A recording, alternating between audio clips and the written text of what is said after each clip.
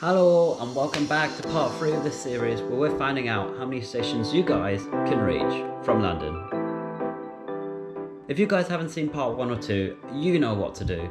But let's not mess around, we're going to focus on the commuter and intercity routes today, starting off with GWR.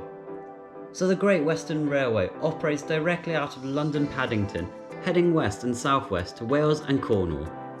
They also operate along the southern coast with services from Bristol to Brighton, as well as several shuttle services, including Windsor and Henley-on-Thames. It's a substantial amount of track, and the GWR network covers 309 stations which it could potentially serve. But if you leave directly from Paddington, you'll only be able to reach 97 of these, and that's because so many of their stations rely on shuttle routes, which you have to get off the Great Western Main Line for, or they operate complete different hubs such as Bristol and Wales. And because of this, it adds up to just over 31%. Sticking to the south coast, we have Southern, and they operate a largely commuter service from what I understand over a fairly substantial distance. So Southern passes through 224 stations across their network, many of which are located in the web that is South London. I mean, just look at this.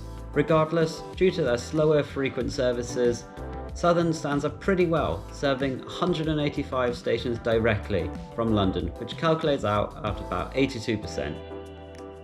It misses a fair few along the coastlines between Ashford and Southampton. Next, we move slightly east, dealing with Southeastern. So Southeastern largely operate around Kent and London.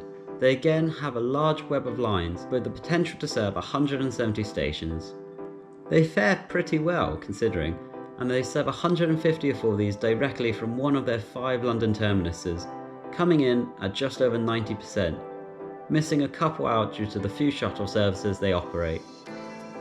Heading north, we actually come across Greater Anglia, who serve the North London and Essex area largely. So, they pass through a total of 160 stations, and go as far as Great Yarmouth, Peterborough and Sheringham. But despite their extensive route, only half of these are served directly from London, which is bang on 50%. So it was actually quite difficult trying to get these timetables because a lot of the train operating companies have just taken them down because of the amended timetable due to this pandemic. So if you know any stations on that list which aren't there, let me know. Anyway, with those 4 operators done, I think we're probably going to tally up and see where everyone stands just now. After some thoughts and speaking to some of you guys, there is some discussion whether Chiltern should actually be here or move over to the intercity and commuter routes, which, yes, after having a look, they operate direct services to Birmingham, etc. So potentially. And speaking of which, the intercity and commuter routes are looking like this. It's far more complete now, and Southeastern has swooped into first place, being in the low 90s, slowly trickling down to East Midlands at the bottom. The long distance trains and open access operators are also done, and this is a reminder if you haven't seen part 2, which you should actually check out.